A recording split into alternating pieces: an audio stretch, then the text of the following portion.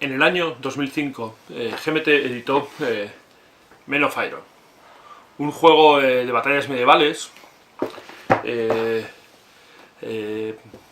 diseñado por Richard Berg, que pronto se convirtió en uno de mis favoritos.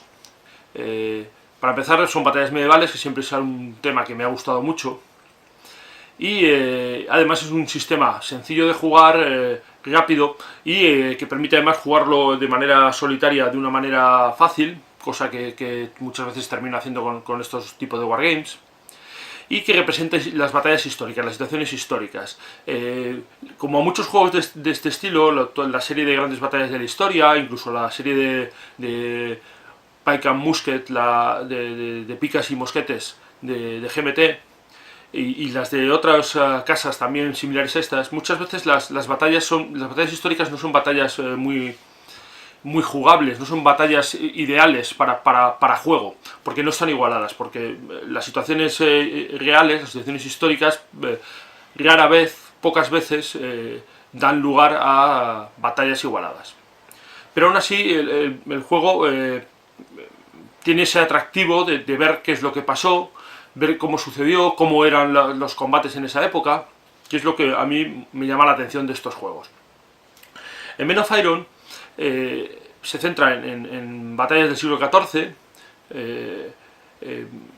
y sobre todo trae batallas de la Guerra de los 100 años. Trae 3 batallas de la Guerra de los 100 años, luego trae un par de batallas sobre escoceses, escoceses con ingleses, y una batalla más con holandeses, lo que eran holandeses o serían holandeses, la gente de Flandes contra franceses. El juego, como vais a ver, es un juego sencillo para ser un wargame. Tiene la característica de que no hay turnos, lo cual a mí en su momento me llamó mucho la atención, me pareció un poco extraño, y bueno, ahora ya me he acostumbrado, pero era un poco llamativo. Y como digo, dio lugar a una serie. Ese es el primer juego, y después han salido otros 2 más. Ha salido uno que se llama Infidel, que es de batallas de las cruzadas, y un tercero que se llama Blood and Rose, que son batallas de la Guerra de las Rosas. Y va a salir en poco uno que ya da un paso más adelante y nos va a acercar casi al Renacimiento, que se va a llamar Arcabus, en donde entramos en batallas en Italia, batallas entre franceses y españoles, la época del Gran Capitán, que trae batallas muy interesantes y que espero poder también comentar de él en no mucho tiempo.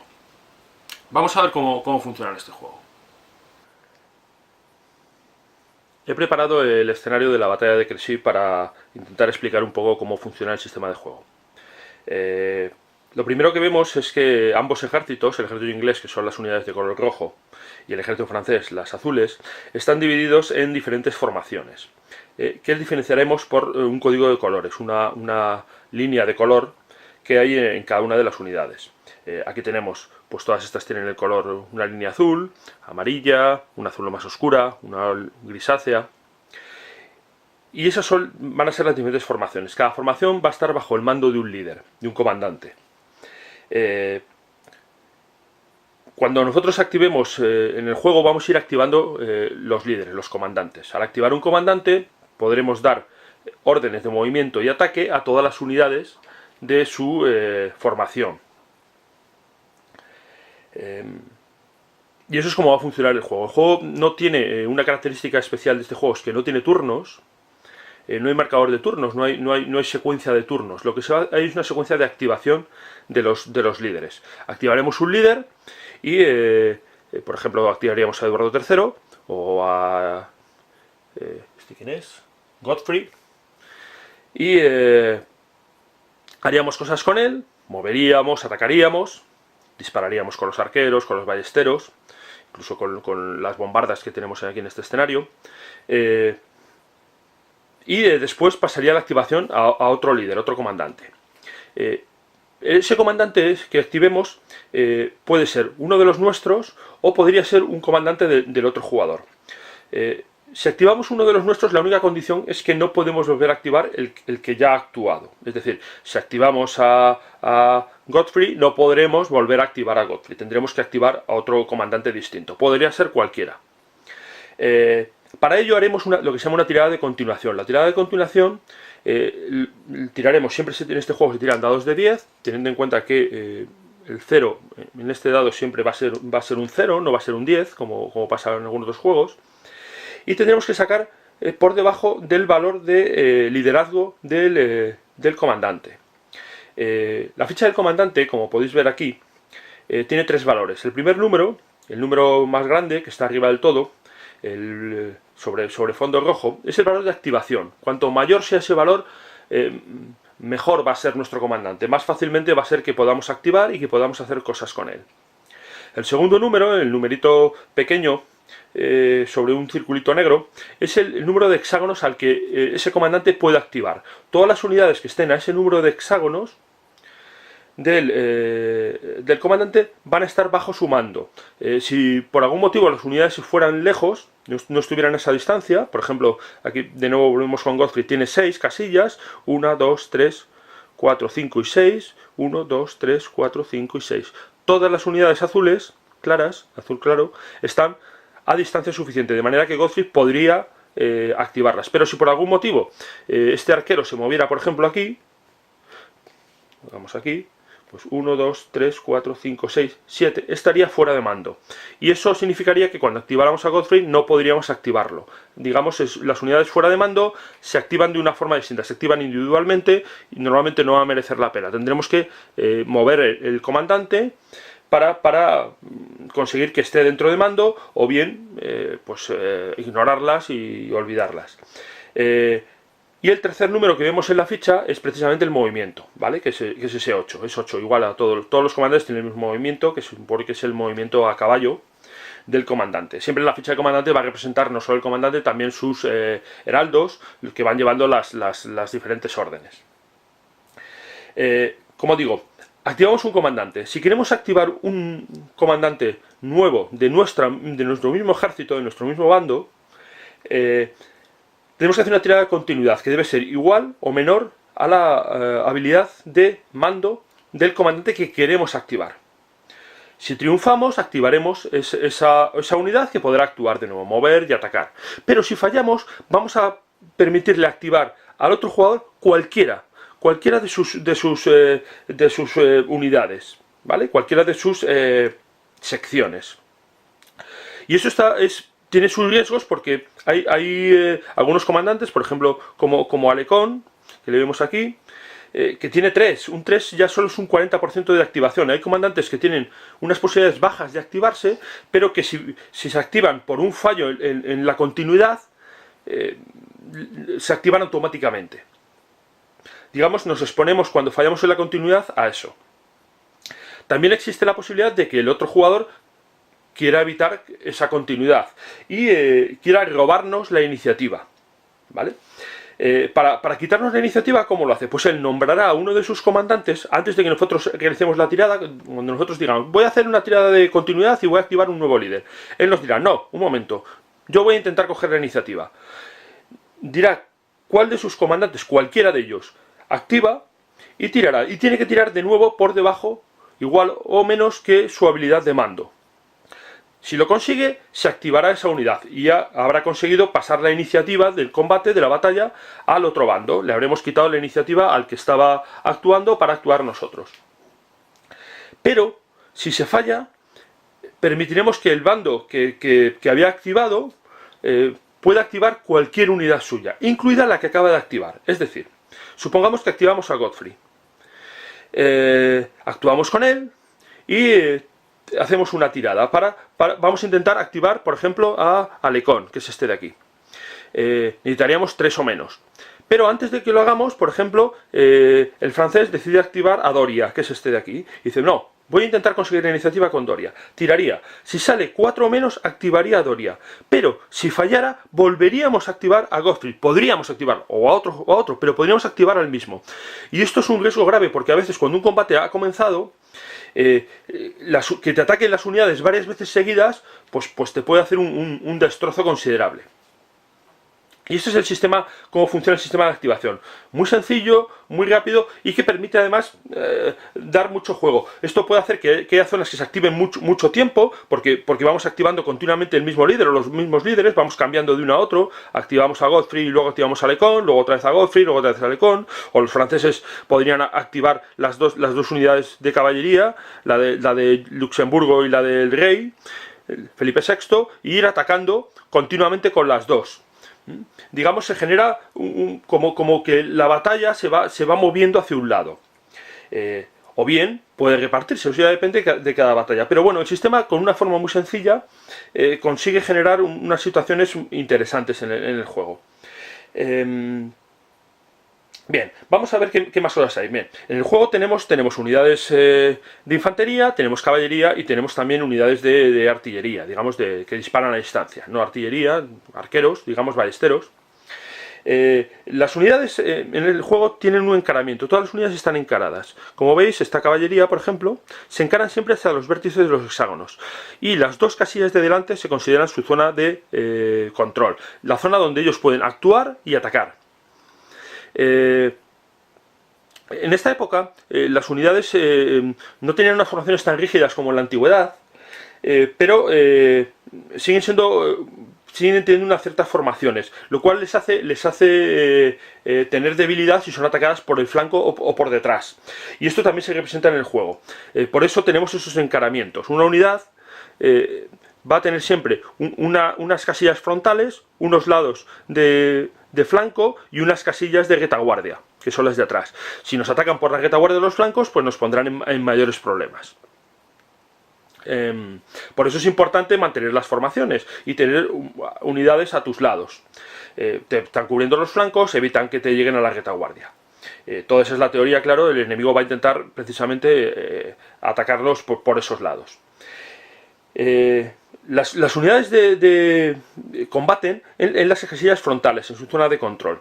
Y aquí en el juego hay una cosa que es especial, diferente a otros juegos, no todos lo tienen así, y es que es obligatorio atacar. Cuando atacamos, si nosotros moviéramos esta unidad de caballería, estas unidades de caballería atacaran aquí, por ejemplo, vamos a obviar los efectos del terreno, que estos son una especie de estacas y les molestarían y tal, en este caso, en este escenario, pero bueno, si colocáramos esta unidad aquí, habríamos movido, por ejemplo, la unidad de Luxemburgo, supongamos que la ha activado, y ha movido, para atacar tendrían que situarse así, ¿vale?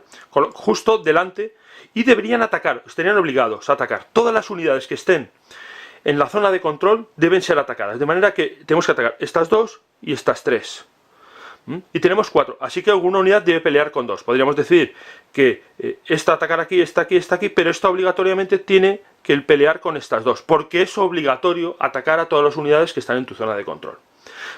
Podría haber girado, haberse puesto así al entrar, y entonces esa no estaría en la zona de control y no tendría que atacarla, pero le estaríamos ofreciendo el flanco, lo cual pues tiene sus problemas. Bueno, eso es como se realizan los combates. Ahora explicaré un poco cómo funciona el combate. Lo que pasa es que, claro, estas unidades que tenemos aquí, estos ingleses, son arqueros, lo cual significa que atacan a distancia. Las unidades que atacan a distancia pueden realizar tres tipos de disparos. Los 3 tipos de disparos son fuego activo, que es cuando nosotros activamos la unidad y disparamos. Fuego de reacción, que lo vamos a poder hacer cuando una unidad entra en nuestra zona de frontal, en nuestra zona de control, de manera que cuando esta unidad de caballería entrara aquí, estos arqueros, antes de que la atacase, le dispararían. Lo cual pues va a ser malo para la caballería. Pues sobre todo porque estos son arcos largos que son bastante buenos y hacen bastante daño. Y también tenemos fuego de retorno, que digamos, cuando una unidad de misil, de arqueros o de ballesteros nos dispara, nosotros le podemos devolver el fuego. Por ejemplo, si estos ballesteros dispararan a esta unidad de arqueros, los arqueros también le podrían devolver el fuego, el ataque. Eso es como funcionan los disparos. Así vemos que ya tenemos una interacción. Cuando movemos, si entramos en las casillas delanteras de unidades de misil, de disparos, nos van a disparar. Entonces tenemos que tener cuidado con eso. Sobre todo, en este caso, los arcos ingleses pues son muy peligrosos. Las ballestas eran más difíciles de cargar, eran más complejas, y en este caso tienen una regla especial, que es que no tienen fuego de retorno. Cuando les disparan no devuelven el disparo, lo cual pues es un defecto importante respecto a los arcos, como podemos observar. El combate cuerpo a cuerpo, es lo que llaman el combate de shock, se realiza inmediatamente. Movemos y se realizan los disparos, si hay disparos por movimiento y más, y luego se realiza el combate de shock. El combate de shock se va a realizar en una secuencia determinada. Vamos a suponer que han conseguido llegar estos caballeros aquí, igual es mucho suponer, pero bueno. ¿Cómo se realizaría? Lo primero que veríamos es si uno de los bandos tiene ventaja en fuerza. Fuerza es que varias unidades están atacando a una. En este caso, como hemos dicho que tienen que atacarse a todas las unidades que tengamos en la zona de control, este caballero tendría que atacar a esos arqueros y este otro a estos otros arqueros. Luego, no hay ventaja de fuerza. Después, se miraría la ventaja de posición, es decir, si hemos atacado por el flanco, si hemos atacado por la retaguardia o no. Después, cada uno de las fichas vemos que tiene un número. Ese número es el valor defensivo de la unidad. Cuanto más negativo sea, mejor. Los caballeros con un -2 son unidades potentes, los arqueros con un +1 pues son más débiles. Bastante más débiles, de hecho. Ese modificador siempre son modificadores al dado. Después veríamos si se han realizado cargas. Las cargas, los caballeros, cuando se encuentran a 2 o 3 casillas del enemigo, al terminar la fase de movimiento pueden cargar. Le colocaríamos un marcador de carga, dicho que estos cargaban aquí, por ejemplo, para significar que han cargado, y eso nos va a dar un modificador, digamos, va a ser mejor, porque las cargas se realizan en otra tabla, una tabla diferente de combate. Así que las cargas de caballería, como podéis imaginar, pues son un arma muy efectiva, suponiendo que los caballeros lleguen enteros al objetivo, cosa que, como repito, en el caso de los arcos largos es dudoso. Bien, después, si tenemos algún líder, el líder va a sumarnos, los comandantes, si están en la ficha de un comandante en el combate, nos va a sumar también. Y luego miraremos la matriz de armas, que es una de las partes importantes del juego. Se trata de esta tabla. En esta tabla vemos que, dependiendo qué unidad ataca, contra qué unidad ataca, nos va a dar un modificador. En este caso, decimos que estamos atacando con hombres de armas montados contra arqueros. Hombres de armas atacan por aquí contra arqueros. Tendríamos un +3, que es un modificador muy grande. De manera que, efectivamente, si la caballería consigue llegar al combate contra los arqueros, probablemente los va a eliminar o los va a dejar muy maltrechos. El problema es conseguir llegar. Después se miraría si las unidades, el estatus que tienen las unidades, porque las unidades tienen dos estatus, estatus normal y estatus desordenado, que es dándoles la vuelta con esa D, que es el primer paso de daño, como ahora veremos. Y luego puede haber otras dos posibilidades, es que sea una unidad retirada, es una unidad que ha huido hacia las banderas son los puntos de reunión de las unidades que huyen, y cabe la posibilidad de que exista alguna formación defensiva. La formación defensiva que más se usaba en esta época eran los muros de escudos. Los muros de escudos, que las pueden utilizar los piqueros, se coloca una ficha marcándolo y nos va a dar modificadores positivos en la defensa. Una vez que tenemos todos los modificadores, miraríamos en la tabla de combate, que tenemos, como veis aquí, dos posibilidades. Tabla de combate de no carga y tabla de combate de carga. Por eso decía que la carga es mucho más mortal. Tiraríamos el dado con todos los modificadores y veríamos qué es lo que ocurre.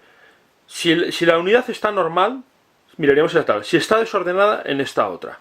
Y podemos tener resultados diversos como el atacante se desordena y se retira un hexágono, queda desordenado, no hay resultado, defensor desordenado se retira. Es la normal. Pero si ya está desordenado, empezamos a ver defensor se retira. Incluso defensor eliminado. Defensor se retira es que la unidad tendría que quitarse e irse hacia la bandera. Digamos, han huido hacia su punto de reunión y se les pondría un marcador encima de retirados. Eliminado se quita la ficha y desorganizado se le daría la vuelta enseñando el lado desorganizado.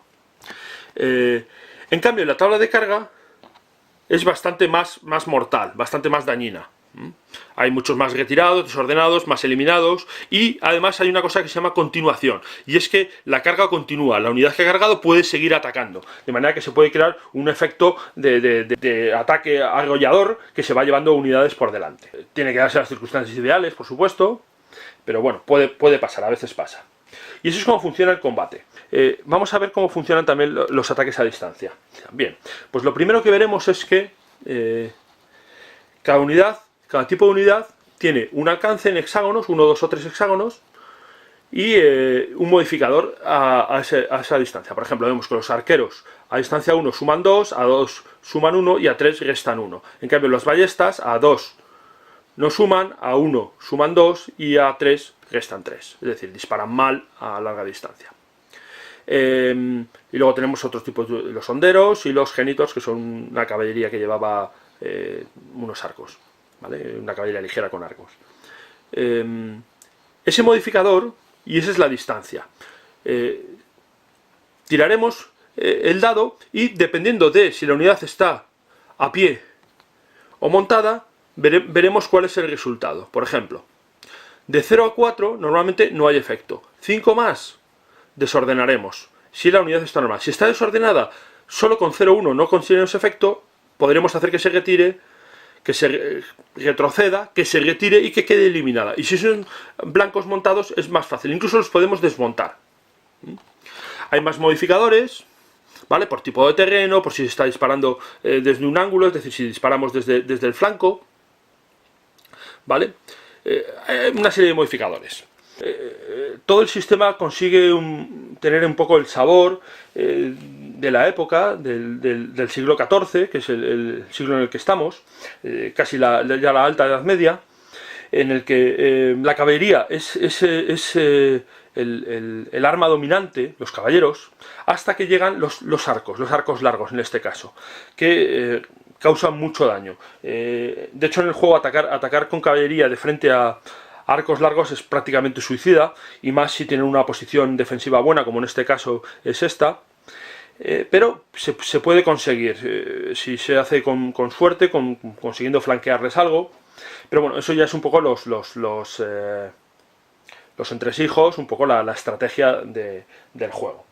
Así tenemos en el juego un juego sencillo, un juego que representa fácilmente las batallas medievales, y que tiene muchas opciones, dependiendo de la batalla. Cada batalla nos va a dar unas opciones distintas.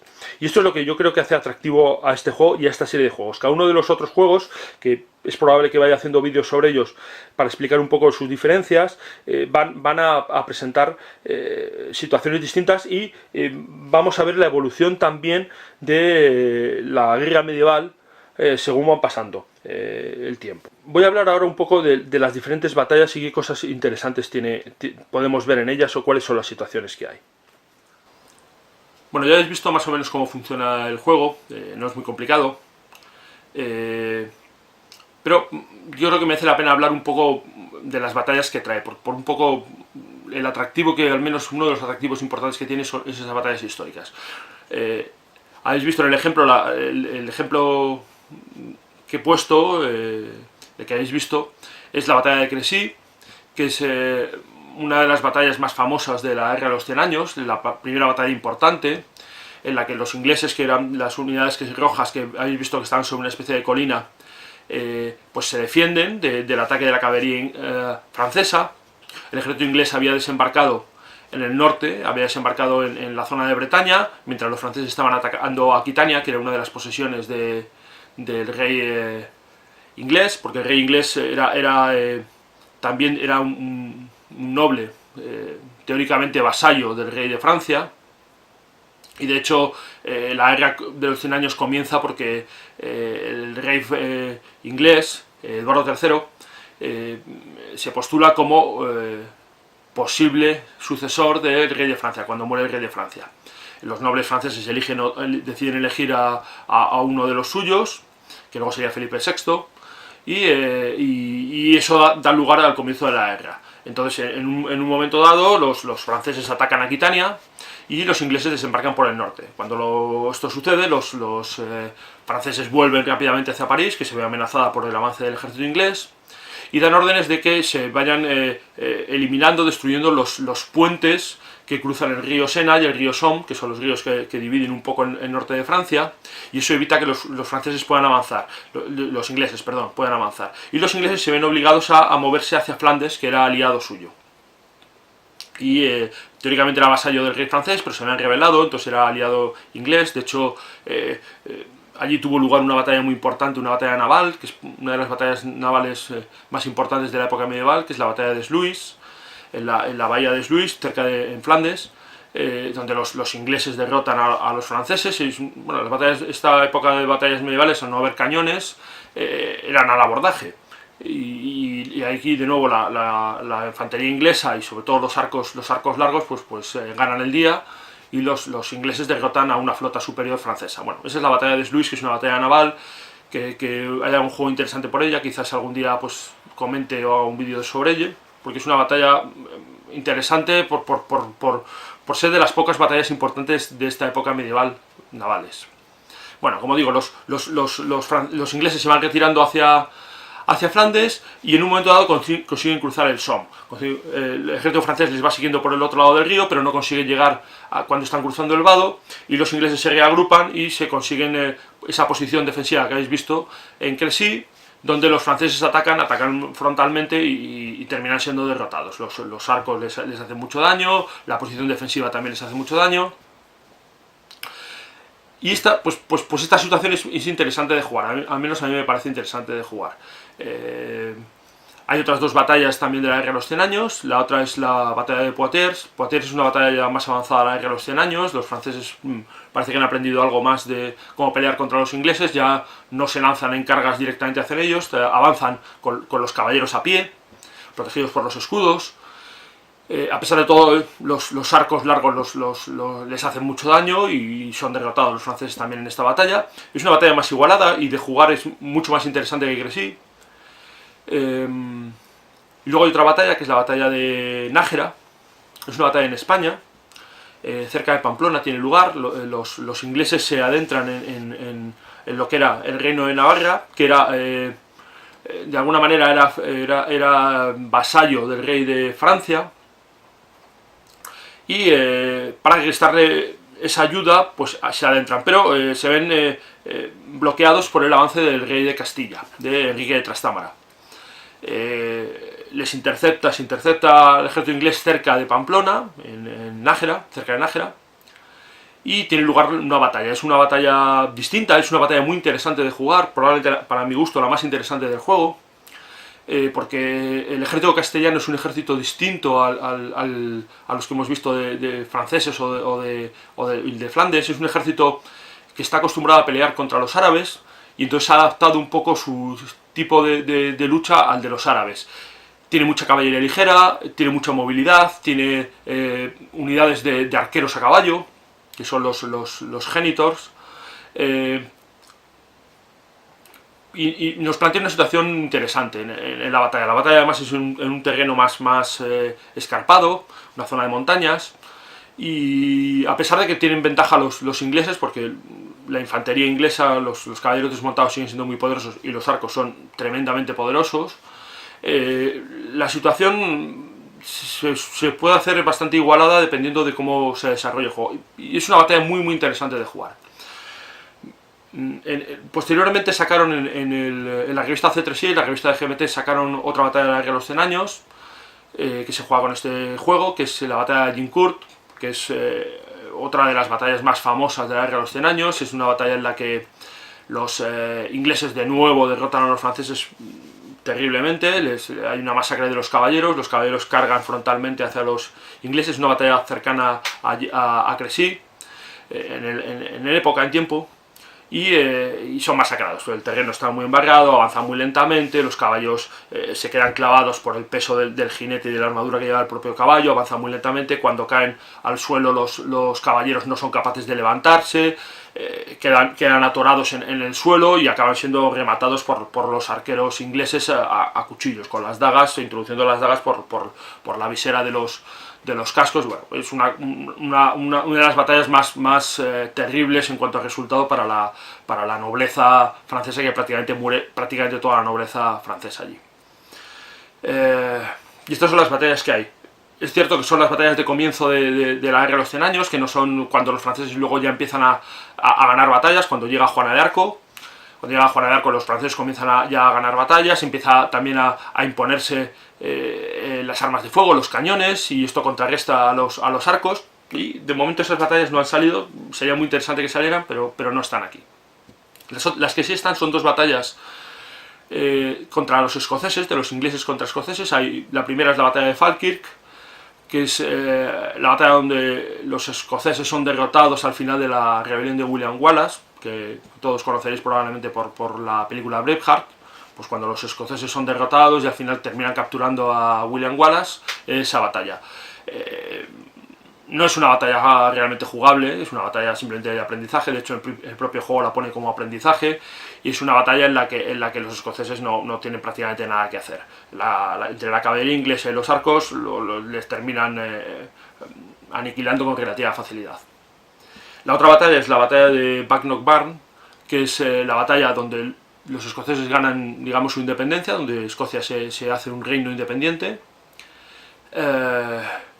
¿Por qué ganan la batalla de los escoceses? Ya están unidos todos los nobles escoceses, estos que, si recordáis la película de William Wallace, se iban, venían y tal, y en otros juegos como el Hammer of the Scots, pues representa también que los nobles escoceses cambiaban de bando. Aquí finalmente se unen bajo el mando de Robert de Bruce y consiguen derrotar a los ingleses. Esto pasa pues porque el terreno escogido de la batalla está bien escogido para los escoceses. Los ingleses tienen que atravesar unas marismas, esto les dispersa, les hace que no puedan poner las formaciones a tiempo, los arqueros no están bien situados, no hay tantos arqueros tampoco. Y es una batalla también muy interesante de jugar, porque a pesar de todo los ingleses son potentes, los arcos no hay muchos, pero son poderosos, y resulta una batalla muy igualada. Divertida de jugar, interesante de jugar. Y la batalla más histórica con mucha importancia, mucha relevancia. Y la última batalla que hay es una batalla que se llama la batalla de Courtrai, o Courtrai escrito, mi francés no es que sea muy bueno, que es en Flandes. Es una ciudad de ese nombre que se rebela contra el rey de Francia, eran vasallos del rey de Francia, se rebelan y entonces los franceses van allí. Los holandeses terminan haciendo una formación, una especie de triángulo defensivo con piqueros, cavan unas líneas de trincheras que llenan con agua, ponen delante también picas clavadas en el suelo, los caballeros terminan clavándose contra las picas, y es una derrota de los franceses, de nuevo. Como casi todas las batallas que hay, o por no decir todas las batallas que hay en este juego donde participan los franceses, son derrotas francesas, que al final terminaron ganando la Guerra de los 100 años, pero bueno, eso es otra historia. Y esto es lo que nos trae el juego, y lo que representa el juego. Un sistema no muy complicado, unas batallas históricas interesantes, algunas de ellas interesantes también de jugar, no todas, pero un poco lo que yo pido al menos a los juegos históricos y a esta serie es esto. Y además nos prometen los siguientes juegos de la serie. El Infidel, el Blood and Roses y el Arquebus, de los cuales pues es probable que vaya hablando poco a poco en este canal de ellos. Espero que os haya gustado el vídeo y muchas gracias por verme.